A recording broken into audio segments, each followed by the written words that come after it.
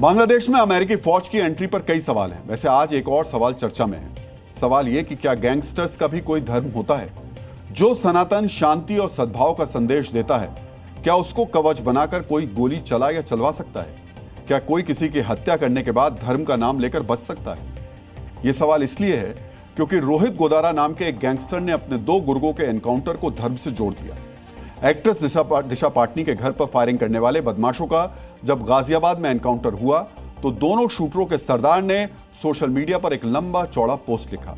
Gangster Rohit Godara ने जो लिखा है उसका सारांश यह है कि जो दोनों अपराधी मारे गए वो सनातन के सच्चे वाहक थे। उन्होंने सनातनियों के लिए प्राण दिए हैं। ये गैंगस्टर धर्म के लिए लड़ रहे हैं। उनके शूटर धर्म बचाने की मुहिम में लगे हुए हैं, इसलिए वो मारे नहीं गए बल्कि बलिदान उनका हुआ। विदेश में बैठा ये गैंगस्टर एनकाउंटर को सनातन की हार करार देकर अपनी खूनी साजिश को धर्म की आड़ में शुद्ध करने का प्रयास कर रहा है। मित्रों, पिछले कुछ साल से एक ट्रेंड चला है कि किसी के घर के बाहर गोली चलवा दो और फिर सहानुभूति का आभा मंडल तैयार करने के लिए धर्म का नाम ले लो। इसमें लॉरेंस बिश्नोई गैंग सबसे आगे है। जिस रोहित गोदारा ने फिर से धर्म के नाम पर धूर्तता करने की कोशिश की वो लॉरेंस का करीबी क्राइम साथी है। मित्रों, सनातन वो धर्म है जहां त्रेता युग में एक डाकू राम का नाम लेकर वाल्मीकि बन गए, मगर कलयुग में कुछ गैंगस्टर्स सनातन का नाम लेकर अपराध कर रहे हैं। रोहित गोदारा ने अपने गुर्गों के जरिए जब दिशा पाटनी के घर के बाहर फायरिंग करवाई थी तब भी सोशल मीडिया पर एक लंबा चौड़ा पोस्ट लिखा था जिसमें उसने संतों के अपमान को आधार बनाया था। उसे लगा कि एक योगी के शासन में गोलीबारी करने के बाद भी धर्म का नाम लेकर बच जाएगा, मगर वो भूल गया कि सनातन हिंसा नहीं सिखाता और जो हिंसा करते हैं और धर्म को बदनाम करते हैं उनका योगी आदित्यनाथ के राज में इलाज हो जाता है। गाजियाबाद में लॉरेंस बिश्नोई के उन गोलीबाजों के साथ यही हुआ जिनके पास से प्रतिबंधित पिस्टल मिले। आज हम उस विदेशी पिस्टल और गैंगस्टर्स की सनातनी कवच वाली सोच का डीएनए टेस्ट करेंगे।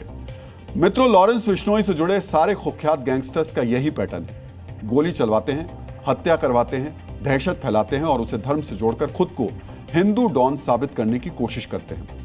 कुख्यात होने के लिए लॉरेंस बिश्नोई ने सबसे पहले धर्म को सीढ़ी बनाया। काले हिरण शिकार मामले में धर्म को आधार बनाकर उसने सलमान खान को धमकी दी जिससे उसकी पहचान बनी। 2024 में 14 अप्रैल को जब सलमान खान के बाहर गोलीबाजों को भेजकर गोलियां चलवाई गई, बहाना वही काले हिरण वाला मामला था, मगर उद्देश्य बॉलीवुड में डर फैलाना था। इस बार जब 12 सितंबर एक्ट्रेस दिशा पाटनी के घर के बाहर गोली चलवाई गई तब भी धर्म वाली शातिर चाल चली गई, मगर एक गलती यह कर दी कि उसने उत्तर प्रदेश के बरेली में दिशा पाटनी के घर के बाहर फायरिंग करवाई। वो भूल गया कि यूपी में अपराध और अपराधियों के विरुद्ध शून्य सहनशीलता वाले योगी आदित्यनाथ मुख्यमंत्री हैं। योगी ने आदेश दिया और फिर दोनों गोलीबाजों के खिलाफ ऑपरेशन शुरू हुआ और फिर वही हुआ जो हर अपराधी के साथ होता है। जी न्यूज़।